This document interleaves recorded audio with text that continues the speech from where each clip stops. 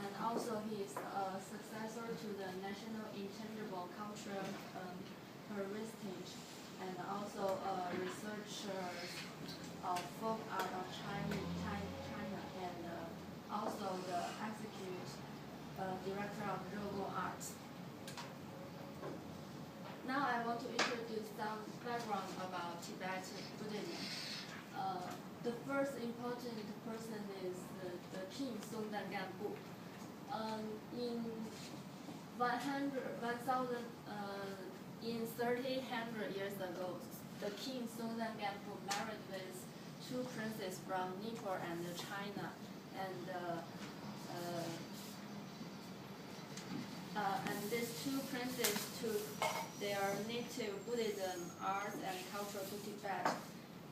In the 15th century, India, Chinese, Nepal influence fusions into a true Tibetan system. You can see this picture is an ancient drawing describe the princess Wencheng married with Songdan Gampo, and this one is sculptural in this temple. This temple is Zhouha. It was the temple that the king Songdan Gampo built it for welcome two princes, because they have taken many Buddhist sculptures to his country, and this three sculptures, Songdan Gampo and Wencheng princess and Nepal princess. This is the city that Songdan Gampo built it for marriage with this princess. But this is not what it's like. Originally, it only have the right ones. What's the name of that city now? Lhasa. It's Lhasa. Okay. And then the second person, the important person is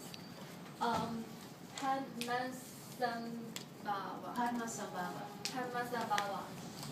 He is an Indian, and the grandson of Songdan Gampo invited this Buddhist master come to Tibet, and this is the master. He built this the first Buddhist temple in Tibet. It is Sami. This temple, Sami, and also he takes the important treatise, include the Tibetan Book of Death to Tibet. And now we introduce something about Thangka. Thangka is a form of Tibetan Buddhism scroll painting. All the stories is according to Buddha and Tibet history. It was using natural pigments, and originally it was drawn only by Lama, the scholars in temple. And also I think it is a special art that stresses the expression of spirit.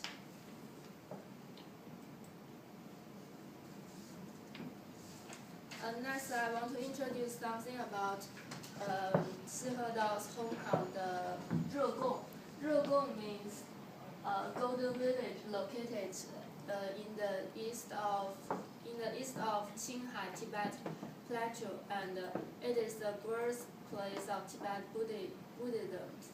It has many different cultures that were very special from most of other nations.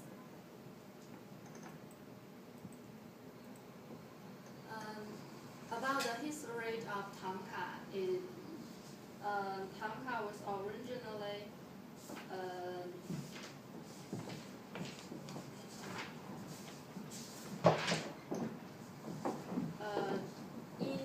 in Tibet. Many families that are willing to send their son go to a monastery to be a monk. because they can get best education in temples. There doesn't have any school in Tibet. All the cultural, their education, their medicine, all this was happen in temples. And present Thangka artists, they also learn and create Thangka arts only in temples. But contemporary Thangka masters, they, because of some other reasons, they have to go back from temple and create their artworks at home.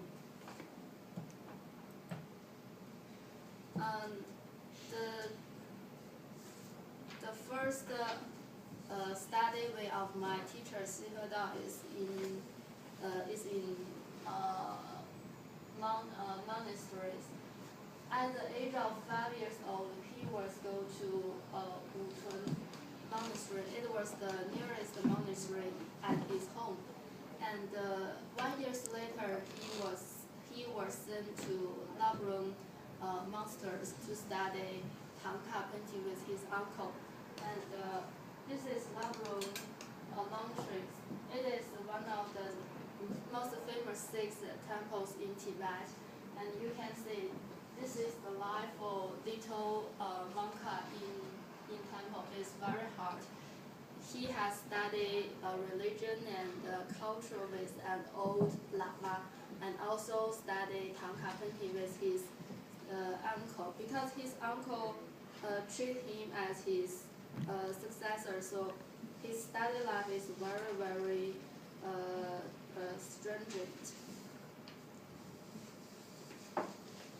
He spent his full study life in this mountain for 5 years and didn't go back home. When he was 12, he finished his study in this temple and go back with his uncle to his hometown. And then something happened. It's the Great Chinese Fairs. Famine. Famines.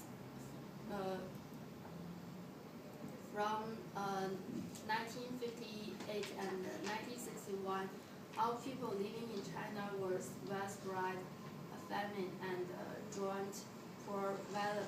So Xihedao was forced to participate in labor production. And everyone at that time was under